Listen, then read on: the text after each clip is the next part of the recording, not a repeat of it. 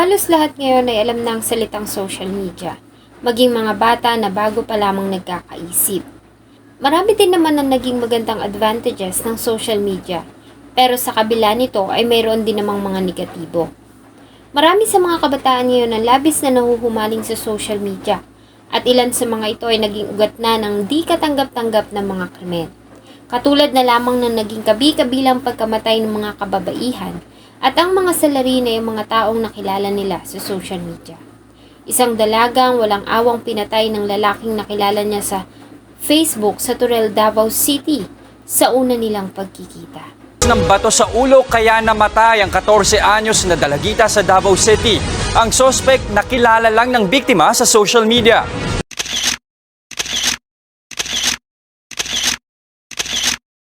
Bago ko po ipagpatuloy ang ating kwento, sa mga bago po sa channel ko at nais sa mga ganitong klase ng kwento ng krimen na nangyayari sa loob at labas ng ating bansa ay maaari pong pakipindot ang ating subscribe button at notification bell para ma-notify kayo pag may mga bago tayong upload na videos.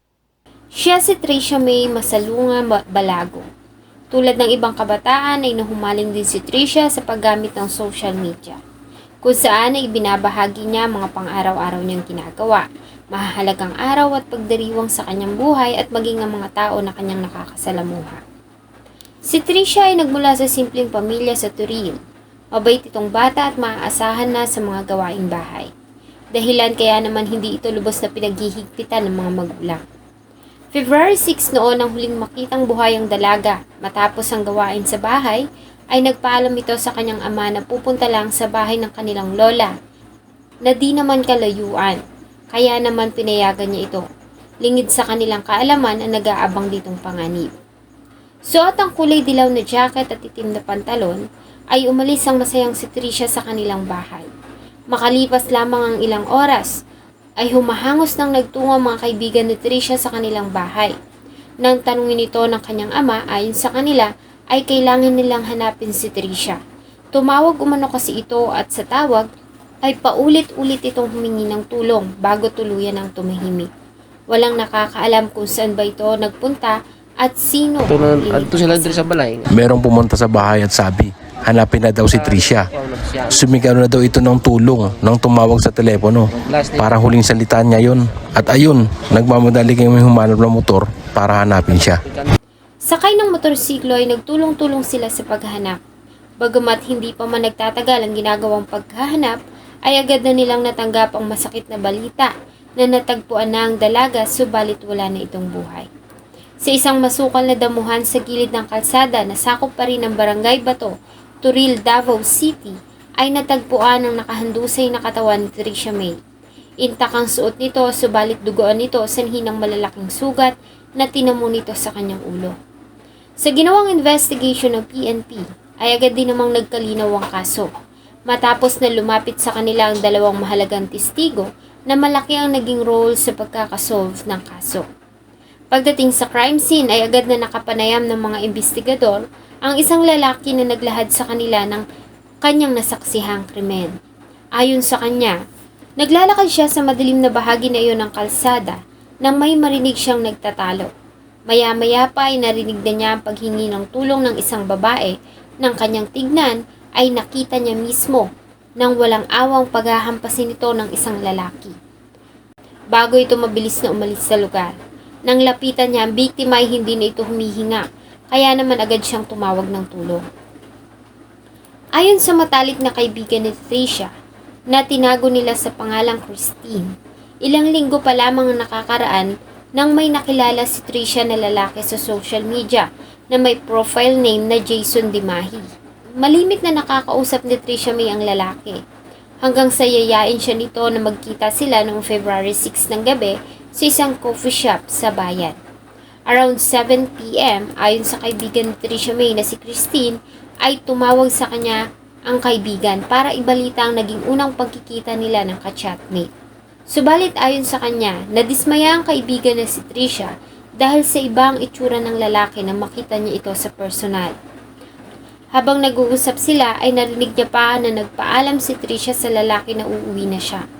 Bagamat iyon ang kanilang unang pagkikita ay vocal na sinabi ni Tricia sa kausap na talagang nadismaya siya dahil sa nagsinungaling ito sa kanya at gumamit pa ng ibang larawan at pangalan. Sa kabila nito ay paulit-ulit namang humingi ng pasensya ang lalaki at pilit na nagpapaliwanag. Sinabi pa nito na wala siyang masamang intensyon sa kaibigan, bagamat nagawa niya lamang umano iyon dahil natatakot siya na hindi siya magustuhan ng dalaga. Sa kabila ng pagtutol ng kausap, ay umalis na si Tricia sa coffee shop. Subalit sinundan pa rin siya ng lalaki hanggang sa magkaroon sila ng pagtatalo. Ang huli niya na lamang narinig ay ang paghingi ni Tricia May ng tulong. Sa kuha ng CCTV footage sa labas ng coffee shop, ay nakita nila si Tricia May na naglalakad kasunod niya ang isang lalaki na nakaitim. Sa enhanced photos nito ay agad din namang nakilala ang salarin na si Jason Tugahan, 22 years old. Dahil dito ay hindi na sila nag-aksaya pa ng oras at agad na nagsagawa ng hot pursuit operation. Di naman sila nabigo dahil agad din nilang nahuli ang suspect. Sa pagkakadakip kay Jason Tugahan ay agad din naman nitong inamin ang ginawa. Tulad sa salaysay ng mga witness ayon kay Jason, habang naglalakad sila ay pilit niyang ipinapaliwanag sa dalaga kung bakit niya nagawa na magsinungaling dito. Subalit hindi ito nakinig at ilang beses siyang pinagtabuyan at tinulak.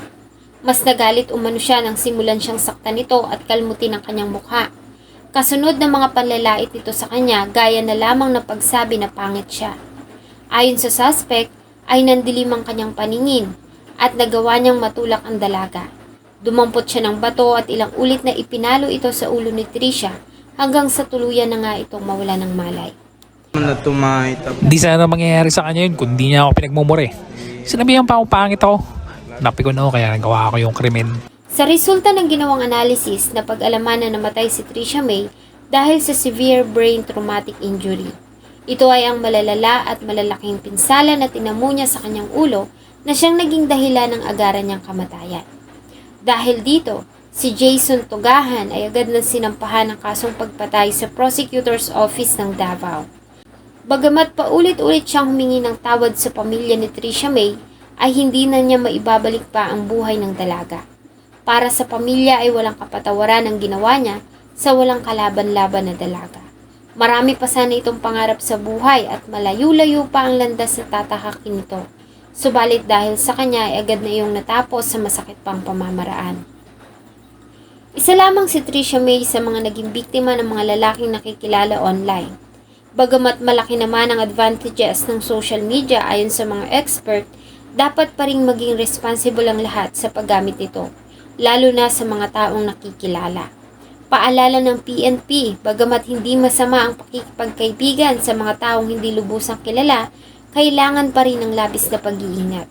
Makipagkita sa mataong lugar at magsama ng kaibigan o kapamilya at iwasan din ang pakikipagkita sa mga liblib na lugar, lalo na nga sa gabi at walang kasama. Dahil sa nagkalat na ngayon ng masasamang tao at naghahanap lang ng mabibiktima.